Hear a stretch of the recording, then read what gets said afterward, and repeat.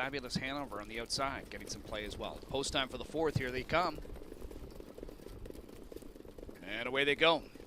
Fillies are often pacing, and Dea leaves out of there from post 4. No better air to the inside, and Gingras forwardly placed with Fabulous Hanover. That's the first 3. Then crossing over for a seat in behind that trio, McDonald with Naughty Delight. Just ahead of Brian's Halo early trailer is going to be Laney Blue. Jameson lines them up early here with Dea. No better air, able to work out a 2-hole trip as Fabulous Hanover backpedals to 3rd. Naughty Delight, 3 to 5 favorite is 4th as they go by that opening quarter in 27 and 4. Brian's Halo next to last 5th, and the trailer in 6th. That is Laney Blue. Into the backstretch the Fillies go, single file with Dea chopping the fractions. Leads at a length and a half on No Better Air with Fabulous Hanover 3rd. Naughty Delight, the favorite, is 4th. 2 more lengths to Brian's Halo and Laney Blue. They go by 3/8 and head towards the half. No movement yet. Dea leading it. No Better Air, the closest pursuer. Fabulous Hanover 3rd. Now on the move. First up out of 4th. Here's Naughty Delight. 57 down to the half. Brian's Halo works with cover and inside trailing Laney Blue. Dea pacing strong here, heading to 5/8. Leads it on the turn over No Better Air and an improving Naughty Delight. She gets closer, about 2 away from leader Dea. Inside 4th is Fabulous Hanover. 2nd over 5th, but gapping Brian's Halo. The trailer throughout has been Laney Blue. Dea still on top. Leads at a length and a half to the 3rd panel in 1:24 and 2. 27 and 2 pick up a speed there, and Dea swings for home. She leads at a length and a half on No Better Air, who has rode the pocket throughout. She's chased along to try mount a challenge. First over was Naughty Delight. She's got to find more. Fabulous Hanover looking to get live from the back, but in the meantime, it's Dea still pacing strong up top here. Leads a length and a half, and Dea wires them in the Eternal Cam Nation. It's Dea to score. It looked like Naughty Delight might have got up for 2nd over No Better Air with Fabulous Hanover 4th. The mile time was 1:51 and 1.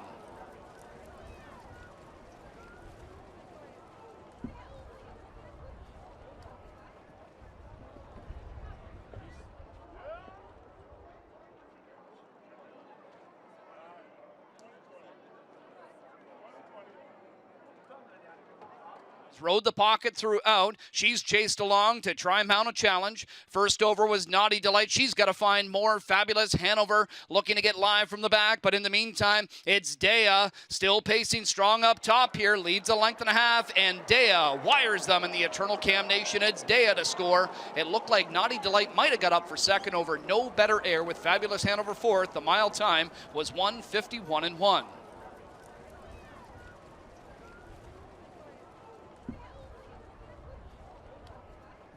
Division is number 4, Dea. Dea, a 2-year-old bay filly from the first crop of Bulldog Hanovers out of the Sun Beach Somewhere Dam Beach of a Time. Owned and bred by Jack Darling Stables Limited. Jack the winning trainer, Jody Jameson the winning driver. 2 on the night for Jody.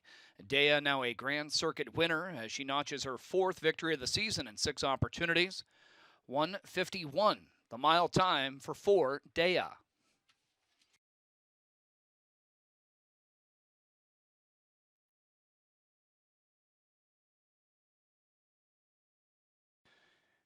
Making the trophy presentation of the winning connections on behalf of Woodbine Entertainment, our Director of Racing, Ms. Megan Walker, as she congratulates the connections of Dea, the winner of the Grade 3 Eternal Cam. Dea is back in the winner's circle after a winning mile here in the Eternal Cam Nation, getting it done in 1:51 and 1. I'm here with winning driver Jody Jameson, winning trainer and co-owner Jack Darling. Jody, we're going to start off with you. Last week this filly just didn't look like herself, I should say. Did she feel any different out there tonight? Yeah, like last week, I think I probably just overdrove her a little bit. She's a young horse. She's only had a couple of starts, and probably just gave her too much work to do. And there's some good fillies in this Ontario Sire Stakes, and they proved that last week by kind of kicking our butt. But I think more my fault probably than hers. And tonight I wanted to be real cautious with her the first little bit if I could, and I was able to get a nice half, and then just let her march after that. Like I said to Jack before and Johnny, that she's sort of like a car, she just doesn't get tired, and she proved that again tonight, so she's back to herself, so real happy with that. Obviously, I got a chance to speak with Jack a little earlier about this filly, and it says that she has a tendency to maybe get keyed up in parade. When I got to see her, on screen today warming up, looked like you had her nice and calm. Did she feel any different this week in parade versus other efforts? Well, to be honest, Jack gave me those instructions to make sure I kept her calm, so it worked out that way, and, Jack and I have a great relationship that way, and he knows the horses from seeing them every day, and Johnny's there every day. And then when they tell me, I got 2 minutes to mess around with them on the track. So, he wanted to make sure that she stayed relaxed, and hopefully that would make a difference, and it did tonight. I know you got a nice view, obviously, of Naughty Delight pacing home strong last time out. And when you were on the lead tonight, she was obviously going to come and take her charge at your filly. Were you confident that this filly was going to be able to respond and just kind of put her away like she did tonight? Well, I mean, I don't know if you're ever confident until you hit the wire, Johnny, but she's been a great filly. She proved, she was magnificent in Grand River and in a track record, I think Canadian record. But, tonight I wasn't looking over my shoulder to see who it was. So if you're telling me it was Naughty Delight, it was Naughty Delight. But she just felt great to me, and I was just going to let her do her own thing once we got past the half, and she did. She was just really good tonight again. Congrats, Jody. Thanks a lot. All right, here with the winning trainer and co-owner, Jack Darling. And Jack, first and foremost, congratulations. And we got a chance to speak about this filly a little before the card. And you mentioned that she was a little bit rambunctious in the paddock last time out, that she got spooked. What exactly took place last time out? We don't really know what it was, but something scared her just as we're ready to put the race bike in, and she went a little crazy. But I don't really think that affected her last week. I just really thought the half and 50 and 1 for a 2-year-old filly is just too much, especially when they're going a mile and 55 and 1, and then a mile and 50 flat. It's just, that's just a lot for a 2-year-old filly. We're just, it's just a good bunch of 2-year-old fillies, and the filly that won that race last week she's a heck of a filly. So. Absolutely, and today she gets a nice little half, but she stepped on the accelerator in that third quarter and looked strong in defeat. I mean, you must have been really pleased to see how she paced that back half.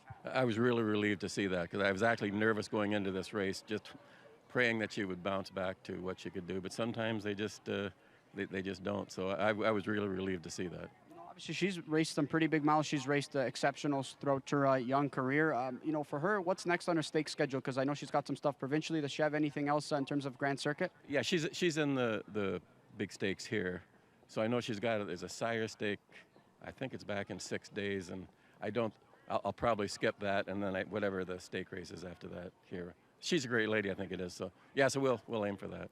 We look forward to watching her compete. She's been a great filly so far this year. Congratulations, Jack. Thank you. All right, there's Dea, Jack Darling, Jody Jameson getting it done here in the Eternal Cam Nation.